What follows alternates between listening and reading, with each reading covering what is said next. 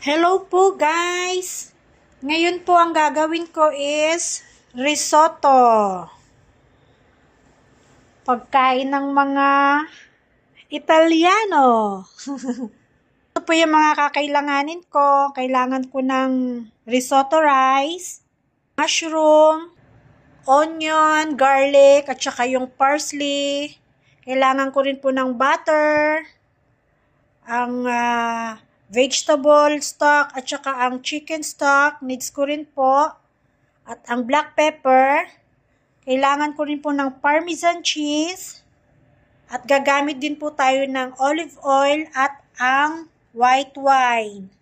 0 volume po siya ha. Itong Maggi cubes na chicken at saka vegetable po, pagsasamahin ko po yan sa isang kaldero, lalagyan ko po siya ng 8 cups na water para maging broth po na rice natin.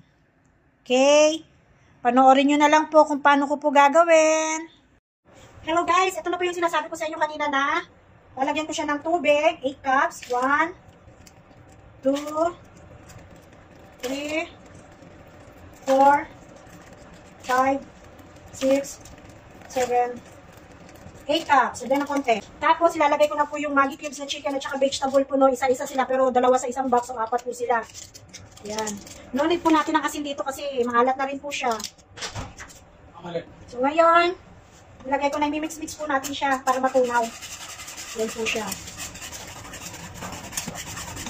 Yan. Tapos, ilalagay ko po siya dun sa kabilang atoy. Okay lang po yun, oh. Tama lang po yung alat niya kasi hindi masarap pag sobrang alat. Yan guys, maglalagay po tayo ng olive oil para sa mushroom. Luto po natin yung mushroom. Hintayin lang po natin siyang uminit. So medyo mainit-init na. We'll check yung mushroom. Okay na po. Lagyan po natin ang mushroom.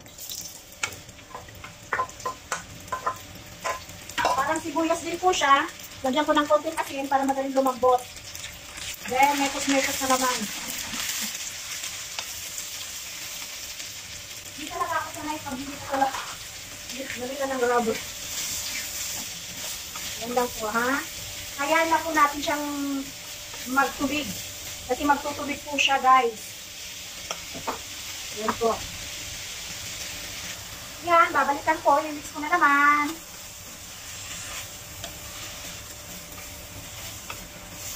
Medyo naglalambot yung iba. Nagtutubig po yan, mushroom. So, ayan guys, sabi ko sa inyo, nagtutubig siya, oh. Kaya nyo lang po yung masipsip mamaya. Normal lang yung magtubig. See?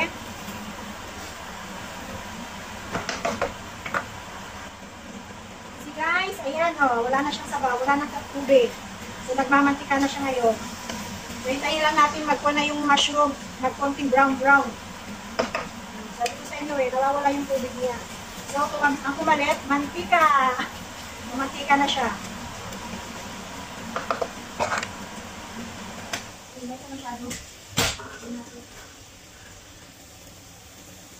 Ayan guys, okay na po yung mushroom natin. Okay na siya. So, isi-set aside ko na po siya ngayon ha. Yung risotto na yung iluluto natin yung susunod. Okay? Yung nag-brown at lumabot na rin po siya. So, yung next natin is yung risotto na. Lalagyan ulit natin siya ng konting olive oil.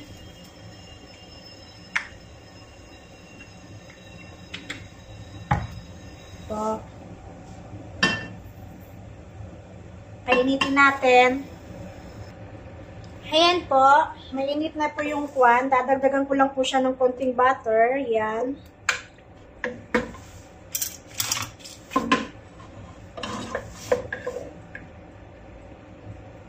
Tunawin lang natin konti.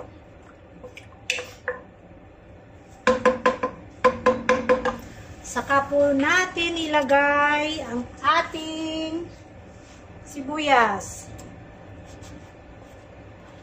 Yan po. Gaya po ng sabi ko, pusit-sitan ng konting asin. Natutunaw na po siya.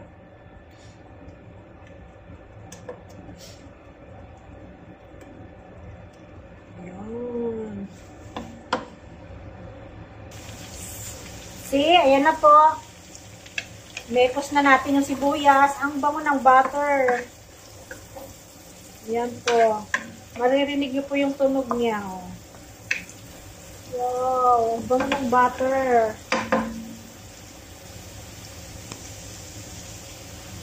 Isunod po natin yung bawang na. Lalo pang babango yan. Ayan. See? Oh, ang bango.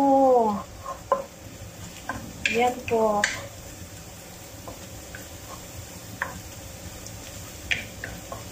Mekos, mekos. Ayan. Medyo malambot na po yung sibuyas at bawang. Hintayin lang po natin mag golden brown.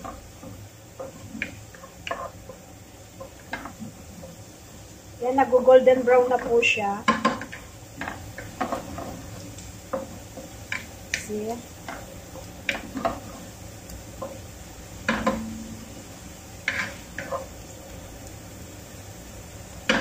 Saka po natin ihalo yung kanin. Yung risotto rice. I-mix po natin siya. Ay, ang bango. Wow. Makikita nyo po yung mantika niya pag kumapit na po sa rice. Kailangan po kumapit yung mantika sa rice. Gamit ako nito. Ayan. Ayan po natin.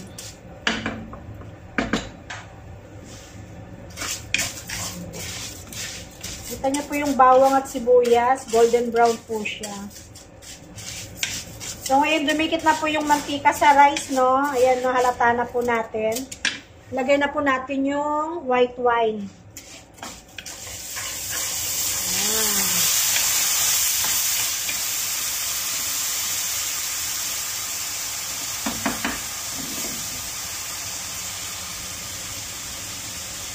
Dahan-dahan lang natin ikuan. Tapos, mekos-mekos ulit. Ayan. 1 cup lang po. Hindi pa masyadong puno yung 1 cup. Kailangan ko pala ito sa rice na. Ayan. Ito yung tubig, yung white wine sa kwan. Sa risotto.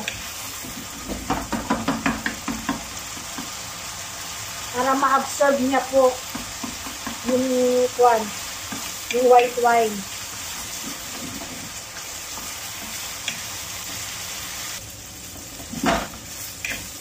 Ayan guys, na-absorb na po niya yung white wine. So, ang isusunod po natin is yung broth na cubes. Ayan po.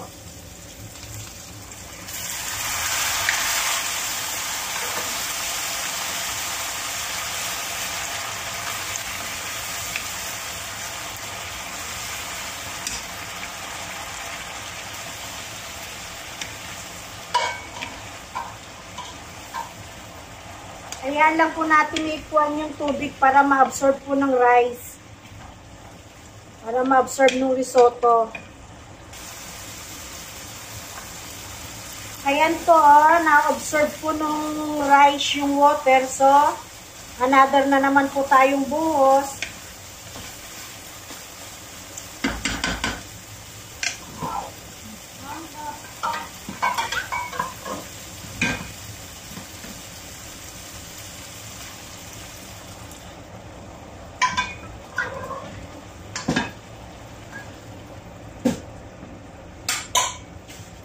Yan. Hayaan nyo lang po siyang ma-absorb ng rice, ha? Para maluto po yung kanin. Para maging al dente. Yan na yung sabaw niya, oh. Mimekos-mekos ko lang po yan para ma-absorb niya. Huwag nyo rin pong pababayaan na dumikit sa ilalim, ha? Ayan na po, sinisip-sip na naman yung tubig niya. Mix natin po uli. O, see? Kanina lumalangoy siya.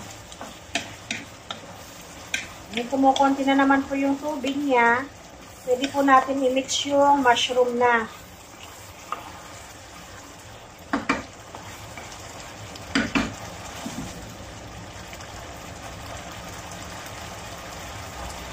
Lagyan na po natin yung mushroom, ha.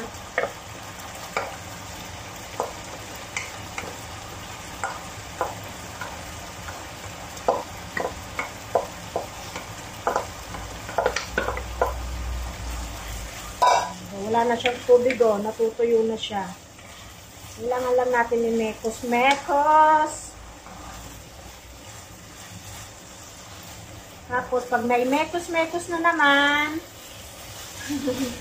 at wala na po siyang tubig, wala na yung stock niya. So, need na naman po natin maglagay ng stock.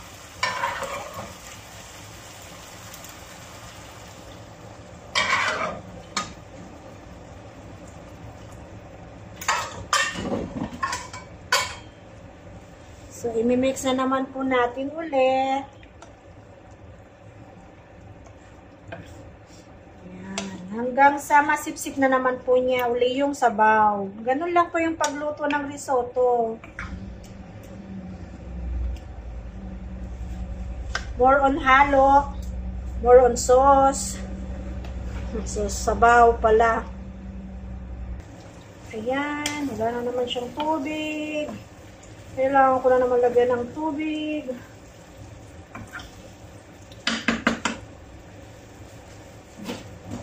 Absorb na naman niya yung tubig. Ayan.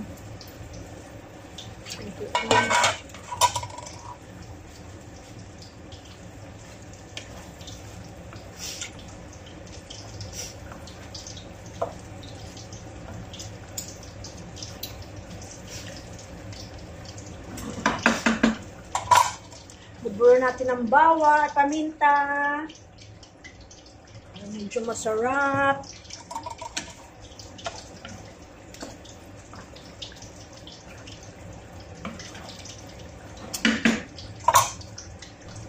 Takpan natin. Ayan guys, i-check na naman natin ulit kung medyo okay na. Oh, ang ganda. See? Allah. Like, yun na siya.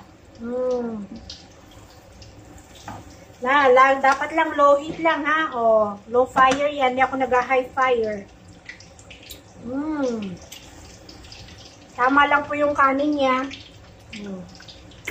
Wow. Sarap.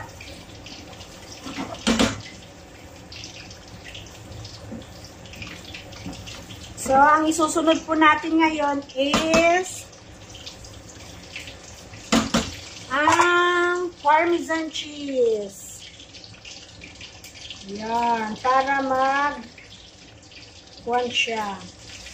So, I need ko po na dalawa para ma-mix ko po siya. Okay na po yung kanin niya. Hindi siya matlambot. Hindi rin siya matigas. Tama lang, as in. Hindi naman yung kanin na basang-basa, ha? Ayan. Pag nilagyan niyo siya kasi ng ng Parmesan cheese, didikit siya sa Parmesan. Doon nakukuha yung lasa niya, masarap na siya. Ayan.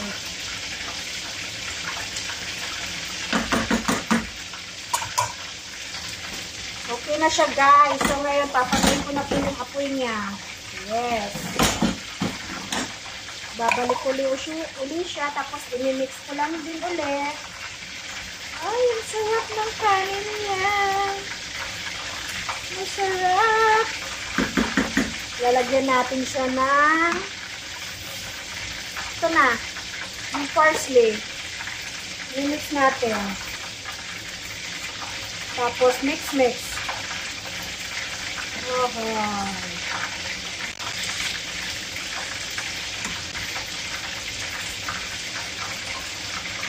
Wala nang apoy yan guys, ha? Oh, wala nang apoy yan. Ipa-transfer ko na lang po siya sa isang plate. Guys. Yes, tapos na po.